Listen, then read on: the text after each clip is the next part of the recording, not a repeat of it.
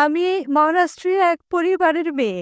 Sir, আমার প্রশ্নটা হলো, আমি সবার সামনে ইসলাম গ্রহণ করিনি এবং আমি গত 2 বছর ধরেই নামাজ পড়া ও রোজা রাখা শুরু করেছি নিজে নিজেই আমার বিশ্বাস থেকে। তাই আমি চাই যে আপনি সবার সামনে আমাকে ইসলাম ধর্মের কলমা পড়িয়ে দেন। এবং আমার প্রশ্ন হলো, যারা ইসলাম ধর্ম গ্রহণ করেছেন, সেটা হলো আমার ঘরে যে মূর্তি পূজা চলছে তা কিভাবে বন্ধ করব এবং কিভাবে এর থেকে রক্ষা পাবো, এবং আমার সাথে আমার পিতামাতাকেও কিভাবে বোঝাবো যে আল্লাহ এক। বোন মাশাল্লাহ 2 বছর থেকে ইসলাম পালন করে আসছেন, জি। আর তিনি বিশ্বাস করেন যে ইসলাম সঠিক ধর্ম এবং তিনি ইসলাম ধর্ম গ্রহণ করতে চান। বোন, আমি আপনাকে জিজ্ঞেস করতে চাই যে কোনো মানুষ কি আপনার সাথে জোরজবরদস্তি করছে ইসলাম কবুল করার জন্য? জি না। আপনার উপর কোনো প্রকার চাপ আছে? না। আপনি কি নিজের মন থেকে কবুল করতে চান? জি। আপনি কি মানেন যে খোদা এক? জি। আপনি কি মানেন যে খোদা ছাড়া আর কারো ইবাদত করা উচিত নয়? জি। আপনি কি মানেন যে মোহাম্মদ সাল্লাল্লাহু আলাইহি সাল্লাম এই খোদার শেষ পয়গম্বর? জি। নিঃসন্দেহে। আপনি চান যে আমি সবার সামনে আপনাকে কলমা পড়াই? ইনশাআল্লাহ আমি আরবিতে বলবো, আপনিও আমার সাথে বলেন। জি। আশহাদু আশহাদু আল্লাহ আল্লাহ ইলাহা ইলাহা ইল্লাল্লাহ ইল্লাল্লাহ ওয়া আশহাদু ওয়া আশহাদু আন্না আন্না মুহাম্মাদান মুহাম্মাদান আবদিহি আবদুহু ওয়া রাসূলিহি। ওয়া রাসূলুহু। আমি সাক্ষ্য দিচ্ছি আমি সাক্ষ্য দিচ্ছি যে যে আল্লাহ আল্লাহ ব্যতীত ব্যতীত আর কোনো মাবুদ নেই আর কোনো মাবুদ নেই এবং এবং মুহাম্মদ মুহাম্মদ সাল্লাল্লাহু সাল্লাল্লাহু আলাইহি ওয়াসাল্লাম আলাইহি ওয়াসাল্লাম তার তার বান্দা বান্দা এবং রাসূল। এবং রাসূল। মাশাআল্লাহ, আপনি মুসলিম হয়ে গেছেন। জি, ধন্যবাদ। আল্লাহ আপনাকে ভালো রাখুন এবং আমি অনুরোধ করব সব শ্রোতা তারা যেন আপনার জন্য দোয়া করেন এবং আল্লাহ যেন আপনার এই চেষ্টাকে কবুল করেন। আপনার প্রশ্ন ছিল যে কিভাবে আপনি আপনার পরিবার পরিজনদের, আপনার পিতা মাতাকে, আপনার বাবা মাকে কিভাবে ইসলামের দাওয়াত দেবেন এবং কিভাবে এটা প্রমাণ করবেন যে খোদা এক।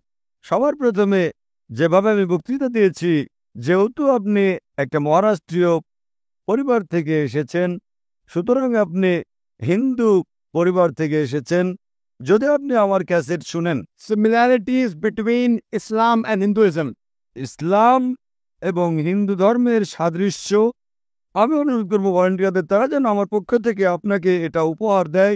আপনি সেই ডিভিডিটা দেখেন এবং সেই ডিভিডি থেকে শিক্ষা গ্রহণের পরে আপনার পিতা মাতা, আপনার পরিবারের সদস্যদের বলেন আপনার এই সাদৃশ্যগুলোকে, হিন্দু ধর্ম এবং ইসলামের, এগুলোকে অন্তর থেকে মেনে চলেন এবং ইনশাআল্লাহ ইনশাআল্লাহ আল্লাহ সুবহানাহু ওয়া তাআলা আপনার পরিবারের সদস্যদের হেদায়েত করবেন।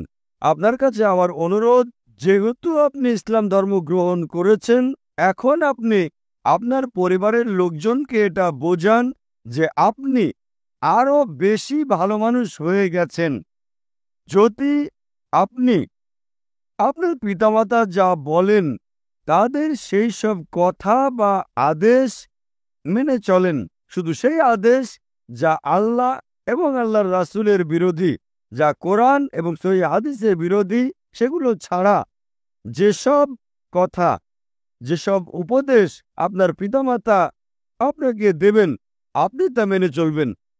তারা যেন এটা বুঝতে পারেন যে আমার মেয়ে ইসলাম ধর্ম গ্রহণ করে এখন আমাকে আরো বেশি ভালোবাসে, সে আমার কথা আরো বেশি বেশি পালন করে, তার আমার প্রতি আন্তরিকতা আরো বেড়ে গেছে। কেননা ইসলামে আছে মায়ের পায়ের নিচে সন্তানের বেহেশত। এই জন্য তাদেরকে আপনার এটা বোঝাতে হবে যে আপনি তাদের আরো ভালো মেয়ে হয়েছেন। শুধু সে আদেশগুলো, কিছু আদেশ যদি তারা দেয় যেগুলো কোরআন সহিহ হাদিসের বিরোধী হয়, সেগুলো ছাড়া তাদের সব আদেশ আপনি মেনে চলবেন। সেগুলো আপনার জন্য যত কঠিনই হোক। উদাহরণস্বরূপ, আপনি পছন্দ করেন হলুদ রঙের জামা, তারা বললেন নীল রং পরো, আপনি নীল রং পরবেন। কেননা নীল রঙের কাপড় পরা ইসলামে হারাম নয়। একইভাবে যেসব কথা আপনার পিতামাতা আপনাকে বলবেন, আপনি তাদের আরও ভালোবাসবেন, আপনি তাদের আরও যত্ন করবেন। এভাবে ওনারা যেন এটা বুঝতে পারেন যে এই নতুন দিন, এই নতুন ধর্ম ব্যবস্থা যা আপনি গ্রহণ করেছেন, এতে বলা হয়েছে যে নিজের পিতামাতার সেবা করো। যেভাবে পবিত্র কোরআন মজিদে বলা হয়েছে সূরা ইসরা সূরা নম্বর 17 17-তে আয়াত নম্বর 23 ও 24, যে আল্লাহ সুবহানাহু ওয়া তাআলার ইবাদত করার পর আপনার উচিত নিজের পিতামাতাকে ভালোবাসা, এবং যদি দুজনের মধ্যে একজন অথবা উভয়ই বৃদ্ধ হয়ে যায়, আপনি তাদের জন্য উফ শব্দটিও বলতে পারবেন না, বরং তাদের সাথে ভালো ব্যবহার করবেন আর তাদেরকে ভালোবাসেন এবং আল্লাহ সুবহানাহু ওয়া তাআলার কাছে দোয়া করেন যে আমার পিতামাতাকে বরকত দাও, এবং যেভাবে তারা শৈশবে আমাকে যত্ন করেছে সেভাবে আল্লাহ তুমি তাদের দয়া করো। সুতরাং ইসলামে পিতামাতার সাথে ভালো ব্যবহার করা আবশ্যক। যদি আপনি ভালো ব্যবহার করেন, ইনশাআল্লাহ আমরাও দোয়া করব আল্লাহ সুবহানাহু ওয়া তাআলা যেন আপনার পিতামাতা এবং পরিবারকে হেদায়েত করেন। আমিন।